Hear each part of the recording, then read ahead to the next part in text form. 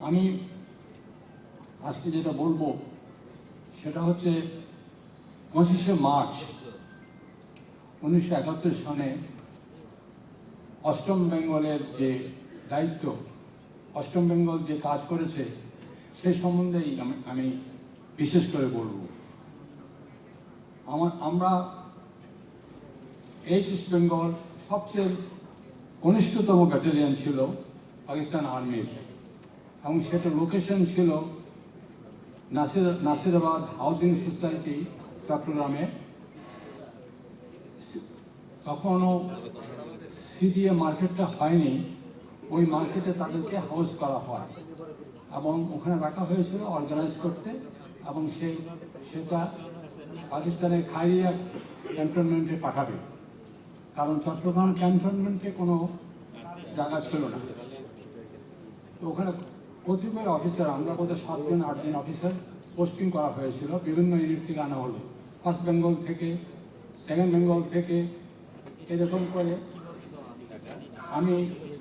আমি এলাম সেন্টার থেকে, ইস্ট বেঙ্গল সেন্টারে আমি অ্যাডমিশন ছিলাম, সেখান থেকে আমি এলাম। তারপরে সেকেন্ড বেঙ্গল থেকে এলেন প্রেসিডেন্ট জিয়াউর রহমান, তখন উনি মেজর ছিলেন, উনি 2SC হিসেবে এলেন, আর সিও হিসেবে এলেন লেফটেন্যান্ট কর্নেল আব্দুর রশিদ জাঞ্জুয়া। উনি ঝেলামের অধিবাসী। আর মাহফুজ নামে একজন লেফটেন্যান্ট মাহফুজ, উনি এলেন সেকেন্ড বেঙ্গল থেকে। এরকমভাবে কিছু অফিসার আর আদার র্যাঙ্কস, আপনার সেই লান্স নায়েক যাদেরকে আজকে আমরা কর্পোরাল বলি, এদেরকে নিয়ে নাসিরাবাদ হাউজিং সোসাইটি যে উত্তর দক্ষিণ দিকে, তখন সিডিএ মার্কেটটা হচ্ছিল আন্ডার কনস্ট্রাকশন, ওখানে আমাদেরকে হাউস করা হলো। ওখানে রিঅর্গানাইজ করে তারপর আমাদেরকে পাঠাবে কোথায়, খাইরিয়াতে। আমাদের মধ্যে সিনিয়র অফিসারের মধ্যে ছিলেন তখনকার মেজর মীর শওকত আলী, পরবর্তীকালে মেজর জেনারেল ছিলেন উনি। আর আমাদের কোনো নিজস্ব বাসা ছিল না, সবাই বাসা ভাড়া করে নাসিরাবাদ হাউজিং সোসাইটি ছিলেন। প্রেসিডেন্ট জিয়াউর রহমান তখন মেজর, ওনাকে পাঠানো হলো 2SC হিসাবে, সেকেন্ড ইন কমান্ড হিসাবে। উনি থাকতেন নাসিরাবাদ হাউজিং সোসাইটির 3 নম্বর রোডে। আর সিও করে পাঠালেন আব্দুর রশিদ জাঞ্জুয়া, উনি ছেলামের অধিবাসী। উনি ফোর্ট বেঙ্গলে কিছুদিন চাকরি করেছেন, ফোর্ট বেঙ্গল থেকে ওনাকে পোস্টিং করে অফিসিয়েটিং সিও হিসাবে পাঠানো হলো। উনি থাকতেন একটা ভাড়া করা বাড়ি, ওইটাও 3 নম্বর রোডে, নাসিরাবাদ হাউজিং সোসাইটির ঘরটার বাড়ি, ঘরটার নাম হচ্ছে আলহামরা। আমি এই বলতে পারছি এই জন্যে, আমাকে অ্যাডজুটেন্ট এবং কিছুটা কোয়ার্টার মাস্টার দায়িত্ব পালন করতে হতো। তো এইটা হচ্ছে আপনার এই বেঙ্গলের শুরু। আর এইভাবে ব্যাটালিয়নটাকে অর্গানাইজ করা, আর ট্রুপস আসলো বিভিন্ন ইউনিট থেকে, first Bengal, second Bengal, third Bengal, বিভিন্ন ইউনিট থেকে এসে, এটা হচ্ছে সিস্টেম ছিল তখনকার দিনে। এসে তখন এই ব্যাটালিয়নটাকে অর্গানাইজ করতে শুরু করলো। আমাদের স্ট্রেংথ তখন বেশি নয়, মাত্র 250, 250 জনের মতো হবে এই ব্যাটালিয়নটা। হ্যাঁ, 2500 মতো।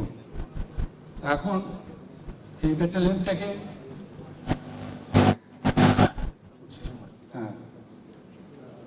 আস্তে আস্তে করে যখন 25শে মার্চ আসলো, তখনও পাকিস্তান থেকে সোয়াত জাহাজ করে আর্মস অ্যান্ড অ্যামুনিশন আসছিল চিটাগাং বন্দরে।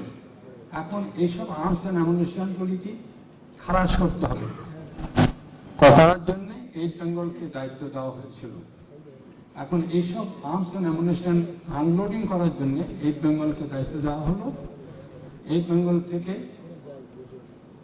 একজন অফিসার, কিছু ট্রুপস ওরা গেল ওখানে। ইনিশিয়ালি মেজর শওকত ওর সাথে কিছু ট্রুপস ওখানে গিয়েছিল।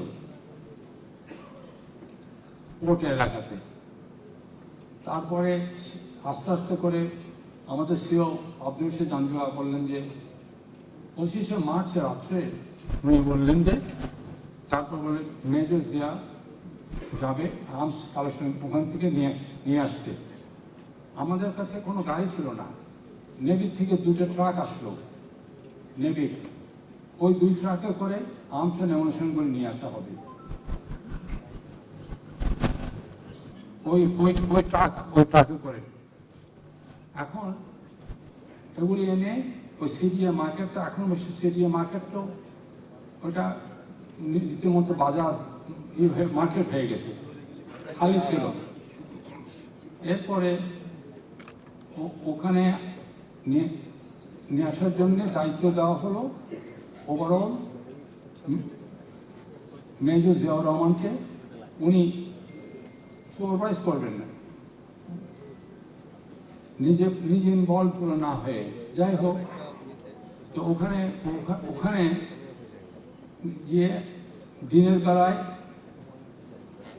মেজর মীর শওকতকে নিয়ে আব্দুল রশিদ জাঞ্জুয়া আমাদের সিও তার সারাদিনই ছিলেন ওখানে, কারণ সোয়াত জাহাজটা অনেক বড়, ওখান থেকে ওটার থেকে আর্মস অ্যামুনিশন আনলোডিং করে এই পারে নিয়ে আসা হলো। এই প্রসেস চলছিল সারাদিন 25শে মার্চ। আবার এদিক দিয়ে আমাদের সিও দুটো পাকিস্তানি যে প্ল্যান ছিল, এক ইনহেলিশন ট্রেনিং প্ল্যান ছিল, সের মধ্যে উনি ইনভলভ ছিলেন। ওই দিন 25 তারিখ আমাদের ইন্টার কোম্পানি, যারা আর্মিতে আছেন তারা জানেন, ইন্টার কোম্পানি খেলাধুলা হয়, বাস্কেটবল খেলা কম্পিটিশন দিল, এবং সেটার মধ্যে আমিও খেলেছি। প্রেসিডেন্ট জিয়াউর রহমান, মেজর জিয়াউর রহমান উনি রেফারিগিরি করেছেন ওখানে খেলার মধ্যে। ওই জায়গাটা এখনো অনেকটা ওই অবস্থায় আছে, আমাদেরকে ব্যস্ত রাখার জন্য। এদিক দিয়ে ওরা ওদের প্ল্যান কাজ করে যাচ্ছে ট্রুপসের। এখন এরপরে সন্ধ্যা যখন হলো, সন্ধ্যার দিকে তখন হুকুম আসলো যে আর্মস অ্যান্ড অ্যামুনিশন তাড়াতাড়ি করে নামাতে হবে ওখান থেকে, জাহাজ থেকে আর্মস অ্যান্ড অ্যামুনিশন নামানোর জন্যে প্রথমে বলেছি আগে যে না এটার মধ্যে মাস্টার প্ল্যান ছিল যে বাঙালি অফিসার যারা আছেন, ইনক্লুডিং মেজর জিয়াউর রহমানকে, তারা হয়তো তাদের ক্ষতি সাধন করা, অর্থাৎ মেরে ফেলার একটা ব্যবস্থা ছিল। এটা পরিষ্কারভাবে বলা হয়নি। যাই হোক, তো আমরা সারাদিন খেলাধুলা করা পর্যন্ত, কারণ আমরা ওখান থেকে আমরা যখন ওখানে দিনের অফিসার ম্যাচ ছিল কাছেই, ওই অফিসার ম্যাচের যে ম্যাচটা আছে ওখানে, আর মেজর জিয়া এবং ম্যাডাম খালেদা জিয়া ওনারা থাকতেন 3 নম্বর রোডে, নাসিরাবাদ হাউজিং সোসাইটি 3 নম্বর রোডে, 1 তলায় 2 তলায় আর 3 তলায় লেফটেন্যান্ট মাহফুজ বলে একজন লেফটেন্যান্ট থাকতো আমাদের। মাহফুজ পরবর্তীকালে যাই হোক ওনার বিচার হয়ে উনি ইন্তেকাল করেছেন অন্যভাবে। তার ওখানে যখন আমরা ওখানে এই হচ্ছে পজিশন, তখন ওখান থেকে আমরা সমস্ত খবর যোগাযোগ রাখতাম ঢাকার সাথে। আমরা জানতাম যে ঢাকাতে খবর পেয়েছি, ঢাকাতে ইপিআর ক্যাম্পটাকে একসময় অ্যাটাক করা হলো, পাকিস্তান আর্মি অ্যাটাক করেছিল এবং সেখানে কিছু ক্যাজুয়ালিটি হয়। এই খবর আসতো বিভিন্ন সোর্সে খবর আসতো ইপিআর ক্যাম্পে। আর ইপিআর ক্যাম্পের একটা সেক্টরের অ্যাডজুটেন্ট মেজর রফিক ও চিরাঙে থাকতো। যাই হোক, তখন ইয়ে থেকে তখন আমরা কিন্তু ঠিক খবর রাখতাম যে কোথায় কী হচ্ছে। একটা টেনশন অবস্থা ছিল, পুরা চিরং শহরে খুব বেশি ব্যারিকেড দেওয়া হয়েছিল।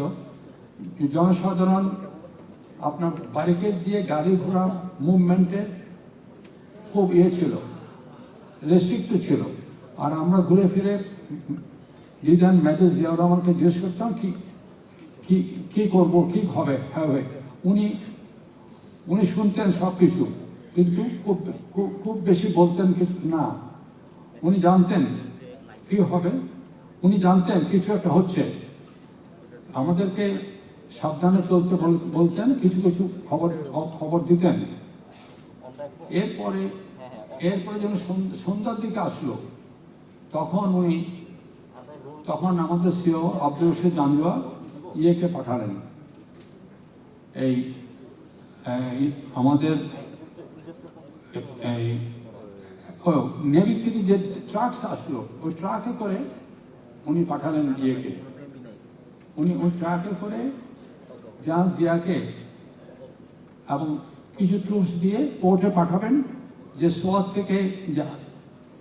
থেকে যে অস্ত্র খালাস হচ্ছে সেটা আনার জন্যে। তো তখন আমরা ভাবলাম যে ইউনিটে তো আরো অফিসার রয়ে গেছে, উনি ইউনিটের 2IC, এত সিনিয়র মানুষ কেন যাবে। যাই হোক, তো উনি তো সেটা শুনলেন না। তখন শেষে ওটার মধ্যে উনি বললেন যে Zia will go first and after that Khaliduzzaman. আমার কথা বললো যাওয়ার কথা, কিন্তু আমি তখন আমার যাওয়া হয়নি। যাই হোক, এখন কি করলো, আগেই বলেছি আমি যে মেজর মীর শওকত আলী এবং জাঞ্জুয়া সারাদিন ছিল ওখানে। এতে এই জাহাজ জিয়াকে শেষে পোর্টে পাঠাবার জন্যে আমাদের একটা ট্রাকে করে একটা ট্রুপস, হ্যাঁ ওটাই আমাদের ওনাকে পোর্টে পাঠার ব্যবস্থা, পোর্টে পাঠিয়ে দিল। উনিকে পোর্টে পাঠিয়ে দিল, উনি পোর্টে রওনা দিলেন। ওর মধ্যে ট্রুপস ছিল, আমার মনে আছে একজন ওয়ারেন্ট অফিসার, যে তখনকার একজন সুবেদার বলতো এনামুল মজিদ, ও বোধহয় ফার্স্ট বেঙ্গলে, ওকে দিয়ে পাঠাচ্ছিল এবং তাকে বলছিল যে তুমি আর্মস অ্যান্ড অ্যামুনিশন নেওয়া দরকার নেই, তুমি এমনি যাও। কিন্তু আমি অ্যাডজুটেন্ট হওয়াতে আমি প্রটেস্ট করেছি, আমি বললাম যে না, troops and man they do not move at night without arms and ammunition. তখন জাঞ্জুয়া বলে, জাহাজ ছিলেন পাশে, ঠিক আছে আর্মস অ্যান্ড অ্যামুনিশন যাবে। আর আমাদের কাছে যেহেতু গাড়ি ছিল না, নেভির থেকে ট্রাক আসলো দুটা, তখন ট্রুপস উঠলো। তখন ওখানে লাইন করে দাঁড়িয়েছিল সবাই।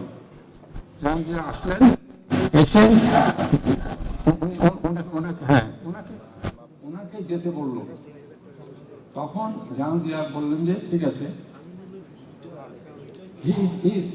he knows what is their master plan. ধরতে পারলো ইল প্ল্যানটা। তখন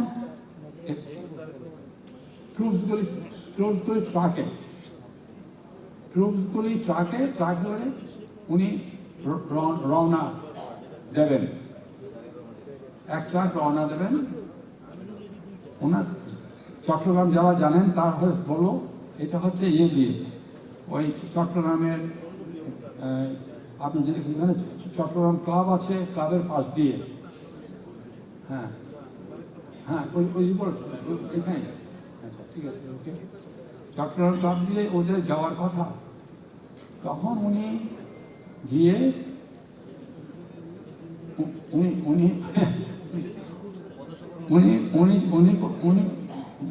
গিয়ে ট্রাক নিয়ে যখন মুভ করলেন, তখন ঢাকাতে কিন্তু EPR camp has been attacked and all. হ্যাঁ, না এটা বলছেন, তখন আমাদের কাছে খবর আসলো যে ঢাকাতে অলরেডি মানে ইপিআর ক্যাম্প অ্যাটাক হয়েছে। এই খবরটা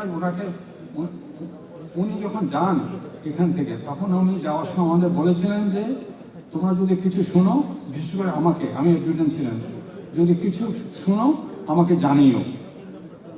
হ্যাঁ, আমাকে বলে জানিও। তখন তো উনি চলে গেছেন, উনি অলরেডি চলে গেছেন আধা রাস্তা, আগ্রাবাদ পৌঁছেন নাই, কারণ ব্যারিকেড ছিল।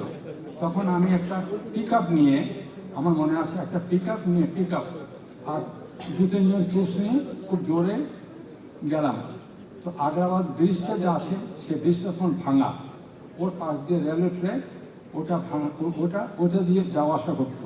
এই কারণে ডিলে হলো। তো দেখি যে উনি ওখানে পায়চারি করছেন।